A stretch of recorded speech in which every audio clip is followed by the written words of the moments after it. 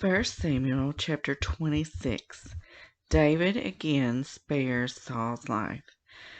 The Ziphites went to Saul at Gibeah and said, "Is not David hiding on the hill of Hichaliah, which faces Jeshimon?"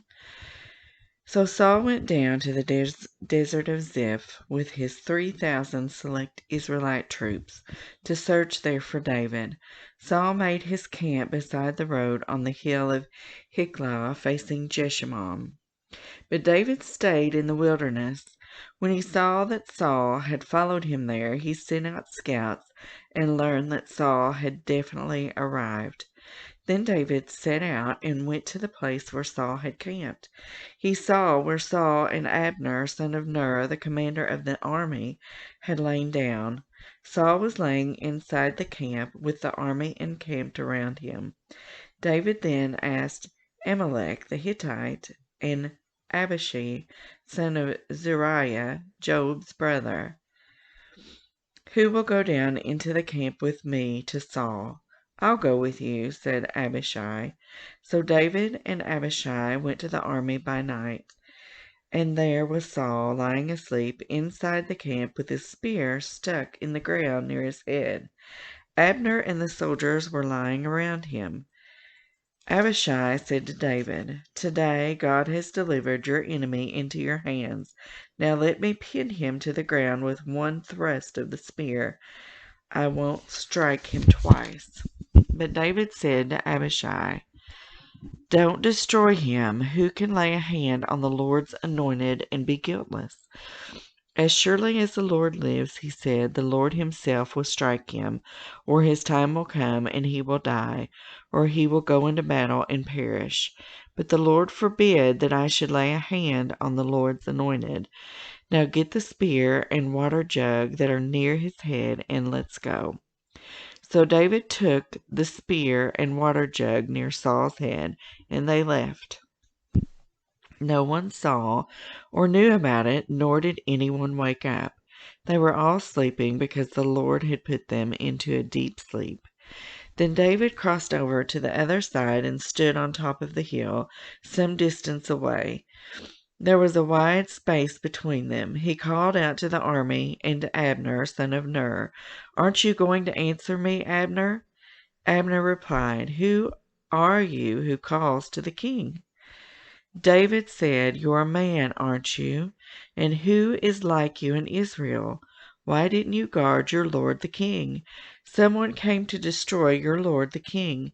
What you have done is not good. As surely as the Lord lives, you and your man must die. But because you did not guard your master, the Lord's anointed. Look around you. Where are the king's spear and water jug that were near his head?" Saul recognized David's voice and said, "Is that your voice, David, my son?" David replied, "Yes, it is, my lord, the king." And he added, "Why is my lord pursuing his servant? What have I done, and what wrong am I guilty of? Now let my lord the king listen to his servant's words. If the Lord has incited you against me, then may he accept an offering. If, however, people have done it, may they be cursed before the Lord.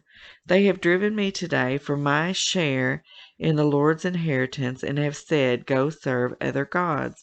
Now do not let my blood fall to the ground far from the presence of the Lord.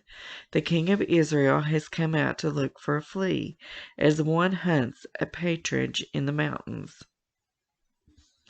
Then Saul said, "I have sinned. Come back, David my son, because you considered my life precious today.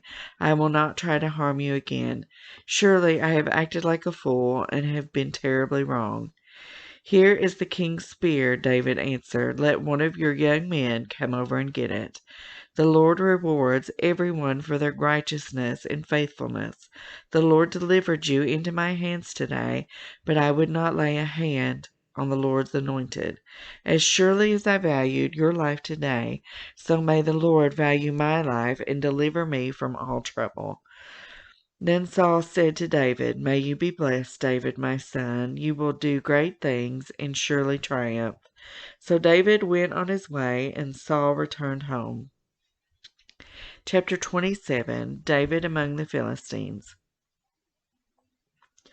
But David thought to himself, one of these days I will be destroyed by the hand of Saul.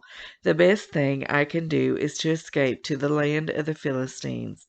Then Saul will give up searching for me anywhere in Israel, and I will slip out of his hand. So David and the 600 men with him left and went over to Achish, son of Maoch, king of Gath. David and his men settled in Gath and Achish. Each man had his family with him, and David had 2 wives, Ahinoam of Jezreel and Abigail of Carmel, the widow of Nabal. When Saul was told that David had fled to Gath, he no longer searched for him. Then David said to Achish, "If I have found favor in your eyes, let a place be assigned to me in one of the country towns, that I may live there. Why should your servant live in the royal city with you?" So on that day Achish gave him Ziklag, and it has belonged to the kings of Judah ever since. David lived in Philistine territory 1 year and 4 months. Now David and his men went up and raided the Gershurites, the Gerzerites, and the Amalekites. From ancient times these people had lived in the land extending to Shur in Egypt. Whenever David attacked an area, he did not leave a man or woman alive, but took sheep and cattle, donkeys and camels, and clothes. Then he returned to Achish. When Achish asked, "Where did you go raiding today?" David would say, "Against the Negev in Judah," or against the Negev of Jeshmereel, or against the Negev of the Kenites. He did not leave a man or woman alive to be brought to Gath, for he thought, they might inform on us and say, "This is what David did," and such was his practice as long as he lived in Philistine territory. Achish trusted David and said to himself, "He has become so obnoxious to his people, the Israelites, that he will be my servant for life." Chapter 28. In those days the Philistines gathered their forces to fight against Israel. Achish said to David, "You must understand that you and your men will accompany me in the army." David said, "Then you will see for yourself what your servant can do." Achish replied, "Very well, I will make you my bodyguard for life." Saul and the medium at Endor. Now Samuel was dead, and all Israel had mourned for him and buried him in his own town of Ramah. Saul had expelled the mediums and spiritists from the land. The Philistines assembled and came and set up camp at Shinnim, while Saul gathered all Israel and set up camp at Gilboa. When Saul saw the Philistine army, he was afraid. Terror filled his heart. He inquired of the Lord, but the Lord did not answer him by dreams or Urim prophets. Saul then said to his attendants, "Find me a woman who is a medium, so I may go and inquire of her." "There is one in Endor," they said. So Saul disguised himself, putting on other clothes, and at night he and 2 men went to the woman. "Consult a spirit for me," he said, "and bring up for me the one I name." But the woman said to him, "Surely you know what Saul has done. He has cut off the mediums and spiritists from the land. Why have you set a trap for my life to bring about my death?" Saul swore to her by the Lord, "As surely as the Lord lives, you will not be punished for this." Then the woman asked, "Whom shall I bring up for you?" "Bring up Samuel," he said. When the woman saw Samuel, she cried out at the top of her voice and said to Saul, "Why have you deceived me? You are Saul." The king said to her, "Don't be afraid. What do you see?" The woman said, "I see a ghostly figure coming up out of the earth." "What does he look like?" he asked. "An old man wearing a robe is coming up," she said. Then Saul knew it was Samuel, and he bowed down and prostrated himself with his face to the ground. Samuel said to Saul, "Why have you disturbed me by bringing me up?" I am in great distress, Saul said. The Philistines are fighting against me, and God has departed from me. He no longer answers me, either by prophets or by dreams. So I have called on you to tell me what to do. Samuel said, Why do you consult me now that the Lord has departed from you and become your enemy? The Lord has done what he predicted through me. The Lord has torn the kingdom out of your hands and given it to one of your neighbors, to David, because you did not obey the Lord or carry out his fierce wrath against the Amalekites. The Lord has done this to you today. The Lord will deliver both Israel to you into the hands of the Philistines, and tomorrow you and your sons will be with me. The Lord will also give the army of Israel into the hands of the Philistines. Immediately Saul fell full length on the ground, filled with fear because of Samuel's words. His strength was gone, for he had eaten nothing all that day and all that night. When the woman came to Saul and saw that he was greatly shaken, she said, Look, your servant has obeyed you. I took my life in my hands and did what you told me to do.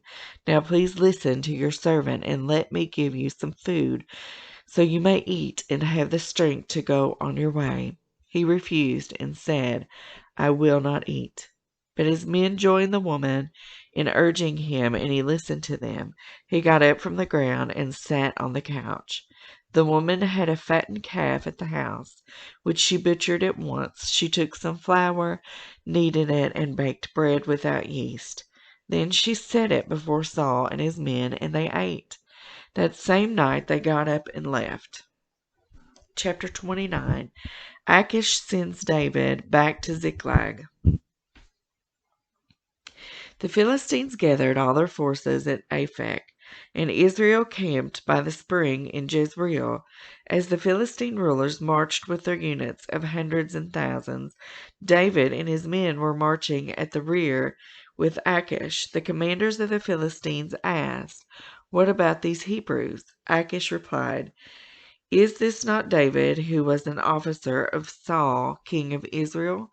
He has already been with me for over a year, and from the day he left Saul until now I have found no fault in him. But the Philistine commanders were angry with Achish and said, Send the man back, that he may return to the place you assigned him. He must not go with us into battle, or he will turn against us during the fighting. How better could he regain his master's favor than by taking the heads of our own men? Isn't this the David they sang about in their dances? Saul has slain his thousands, and David his tens of thousands. So Achish called David and said to him, As surely as the Lord lives, you have been reliable, and I would be pleased to have you serve with me in the army. From the day you came to me until today, I have found no fault in you. But the rulers don't approve of you. Now turn back and go in peace. Do nothing to displease the Philistine rulers. But what have I done? Asked David. What have you found against your servant from the day I came to you until now? Why can't I go and fight against the enemies of my lord the king? Achish answered, I know that you have been as pleasing in my eyes as an angel of God. Nevertheless, the Philistine commanders have said, He must not go up with us into battle. Now get ready, along with your master's servants who have come with you, and leave in the morning as soon as it is light. So David and his men got up early in the morning to go back to the land of the Philistines, and the Philistines went up to Jezreel. Chapter 30. David destroys the Amalekites. David and his men reached Ziklag on the third day. Now the Amalekites had raided the Negev and Ziklag. They had attacked Ziklag and burned it, and had taken captive the women and everyone else in it, both young and old. They killed none of them, but carried them off as they went on their way. When David and his men reached Ziklag, they found it destroyed by fire and their wives and sons and daughters taken captive. So David and his men wept aloud until they had no strength left to weep. David's two wives had been captured. Ahinoam of Jezreel, and Abigail, the widow of Nabal of Carmel. David was greatly distressed because the men were talking of stoning him. Each one was bitter in spirit because of his sons and daughters. But David found strength in the Lord his God. Then David said to Abiathar, the priest, the son of Ahimelech, "Bring me the ephod." Abiathar brought it to him, and David inquired of the Lord, "Shall I pursue this raiding party? Will I overtake them?" "Pursue them," he answered. "You will certainly overtake them and succeed in the rescue." David and the 600 men with him came to the Besor valley, where some stayed behind. 200 of them were too exhausted to cross the valley, but David and the other 400 continued the pursuit. They found an Egyptian in a field and brought him to David. They gave him water to drink and food to eat, part of a cake of pressed figs and 2 cakes of raisins. He ate and was revived, for he had not eaten any food or drunk any water for 3 days and 3 nights. David asked him, "Who do you belong to? Where do you come from?" He said, "I am an Egyptian, the slave of an Amalekite. My master abandoned me when I became ill 3 days ago. We raided the Negev of the Kerethites, some territory belonging to Judah, and the Negev of Caleb, and we burned Ziklag." David asked him, "Can you lead me down to this raiding party?" He answered, "Swear to me before God that you will not kill me or hand me over to my master, and I will take you down to them." He led David down, and there they were, scattered over the countryside, eating, drinking, and reveling because of the great amount of plunder they had taken from the land of the Philistines and from Judah. David fought them from dusk until the evening of the next day, and none of them got away except 400 young men who rode off on camels and fled. David recovered everything the Amalekites had taken, including his 2 wives. Nothing was missing, young or old, boy or girl, plunder or anything else they had taken.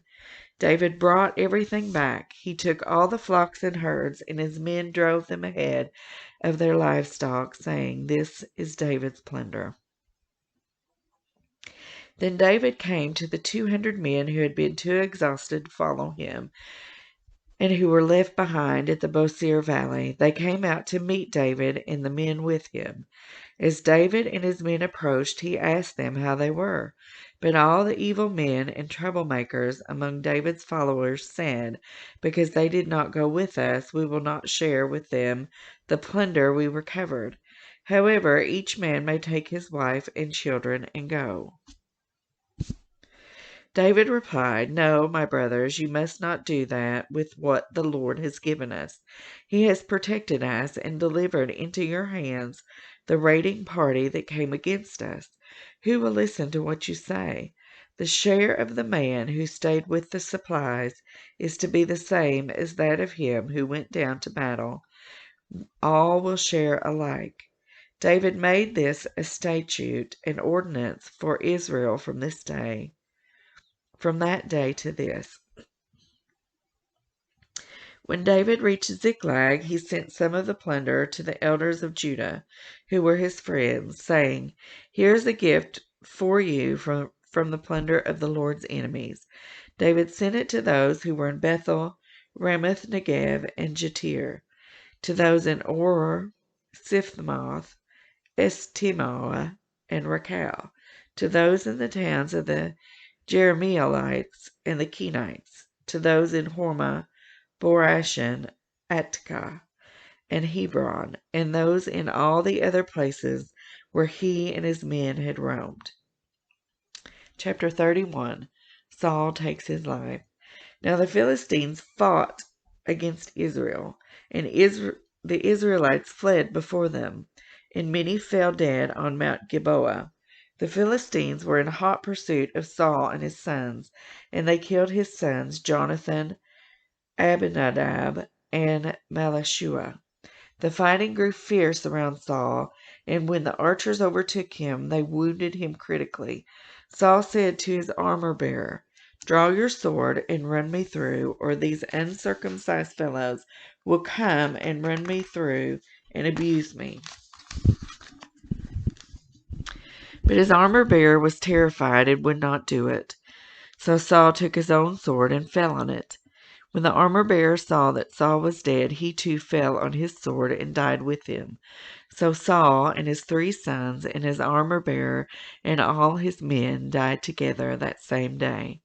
When the Israelites along the valley and those across the Jordan saw that the Israelite army had fled and that Saul and his sons had died, they abandoned their towns and fled, and the Philistines came and occupied them. The next day, when the Philistines came to strip the dead, they found Saul and his 3 sons fallen on Mount Gilboa. They cut off his head and stripped off his armor, and they sent messengers throughout the land of the Philistines to proclaim the news in the temple of their idols and among their people. They put his armor in the temple of the Ashtaroths and fastened his body to the wall of Bethshan. When the people of Jabesh Gilead heard what the Philistines had done to Saul, all their valiant men marched through the night to Bethshan. They took down the bodies of Saul and his sons from the wall of Bethshan and went to Jabesh, where they burned them. Then they took their bones and buried them under a tamarsk tree at Jabesh, and they fasted 7 days.